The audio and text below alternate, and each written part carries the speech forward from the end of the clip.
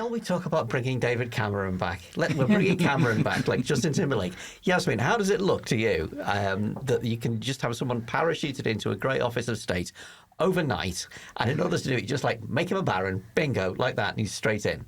I read the push notification like 3 times because I didn't understand. I was completely bewildered. Didn't think it was possible. Learned that it was, and then still kind of came right back around to. You have how many MPs do the Conservatives have? 350. And of all of them, there wasn't a single person who's been elected and has a constituency. Fabricant is available. He could have had anything. and they had 237 peers. So they actually could have chosen from any of those, but they needed to appoint a new one as well. Yeah, it just struck me as like, A, I didn't have that on my bingo card, and B, it just must be so dire that you've... And what's funny is that he's not... Like, there were other former prime ministers on the back benches. He could have gone to any of them. Are you saying sort of Theresa May would have made more sense because she's an MP? Well, no, I just didn't know you could do it. And I kind of don't know what it is specifically about Cameron, especially from a foreign policy lens, apart from him being prime minister, that makes him particularly suited to the role. I mean, I've got one suggestion, which is that he won them 2 elections. Yep, you know what? And they've got rid of Boris Johnson, who's the other one. There's a bigger loss. He kind of won the elections that don't count because, like, the Brexit bloc of the party doesn't really think that they were real victories because it wasn't really the Tory party. And he's not particularly popular anymore. This is a government of an old Wickhamists, with old Carthusians, with old Harrovians. There aren't enough old Etonians, arguably. The diversity higher. And so it's ticking that box. I thought you were talking about Time Lords for a minute then. When you said Etonians, that's what he's talking about. Yeah. But I mean, this is, that question of popularity. I mean, obviously bringing it back certainly shoved Braverman to the sidebar of the headlines. But everybody who supported Brexit hates David Cameron. Everybody who opposed Brexit hates David Cameron because of Brexit. And people who were not around then or couldn't vote then, all they've got to go on is everybody hates David Cameron. So is it necessarily a good idea? I'm going to speak up in defence of this. I think this actually does make a lot of sense. One, it got the Braverman story, as you said, like down in the headlines. And yes. I'm not saying the whole thing was just a dead cat, but I think... Dead Cameron. Dead Dave. No, but I think if you wanted a really showy kind of appointment, you absolutely got that. Secondly, like, he is a really good communicator, as politicians go, and this is a job, Foreign Secretary, which is all about representing Britain on the world stage, having meetings with world leaders, not being an embarrassment. If you look at people who've held that job before, Boris Johnson, an embarrassment in that role. Liz Truss, absolutely an embarrassment in that role.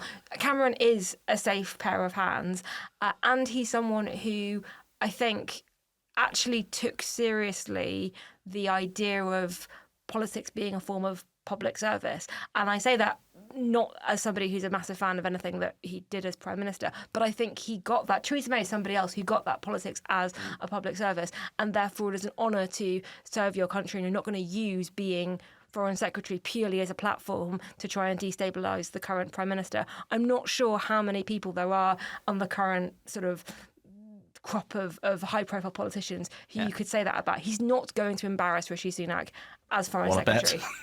There'll be a way, I'm sure, but the fact that he can't be Prime Minister again kind of helps. He's a busted flush. He's had his go. I mean, I'm not going to say he can't be Prime Minister again. Well, anything can happen. Yasmin is discovering the British Constitution is weird. As a friend of mine, commentator David Quanzik was just tweeting, "Oh shit, I'm in the cabinet." It just happened. I was walking down the street minding my own business.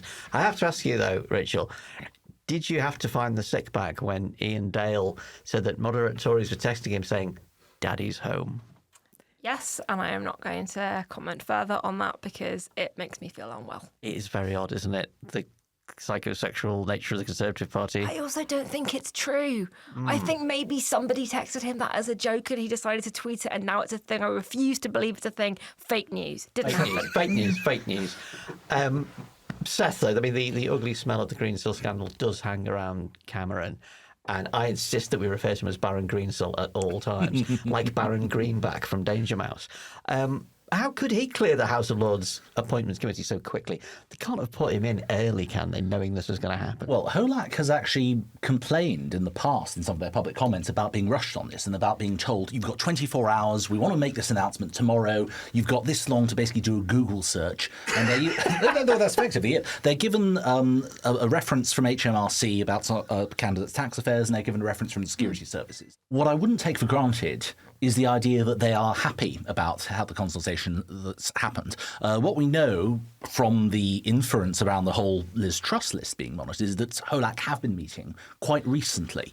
So it may well be that Cameron was being nominated at the same time as that. But we don't know whether they were given a fortnight or 24 hours to look over this. What's going to be fascinating to look at this is the register of members' interest. I mean, I think Cameron's register entry is going to be full of extraordinary things. I mean, one of the rather obvious conflicts of interest that comes to mind is he very famously resigned from White's Club because he discovered that it's a men-only club after 25 years as a member, and he made that principled stance, and then when he left the office, he rejoined very, very quickly thereafter. And I only mention it because one of his fellow members happens to be the King, who just appointed him. The King does not like being dragged into constitutional controversies like that. Good heavens. Well, apart from all this fun, there are a few little sort of tiny minor things to consider, like James Cleverly as Home Secretary. Is he enough of a bastard to be able to be a good Home Secretary? I mean, I think being Home Secretary turns you into a bastard. And I say that for all parties. I think it's a completely dysfunctional department, the Home Office. It's trying to do too many things. It's got too many different priorities. The stakes are really high. So you have even people who go in there with relatively liberal ideals, like, say, Amber Rudd, end up giving sort of preposterous speeches and clamping down really hard on everything because the default Home Office mindset is to ban it. That said, I think the reason for putting James Cleverly in that role is he's somebody who Rishi Sunak thinks won't cause trouble like Suella Braverman did, won't use it as a platform to run a de facto leadership campaign, although James Cleverly is tipped as being one of the front runners in the next leadership contest, somebody who could unite the sort of One Nation moderates. And certainly for him, having been Foreign Secretary and not had any major disasters, and then being Home Secretary for a year and not making it worse than she did, that could be good on the CV.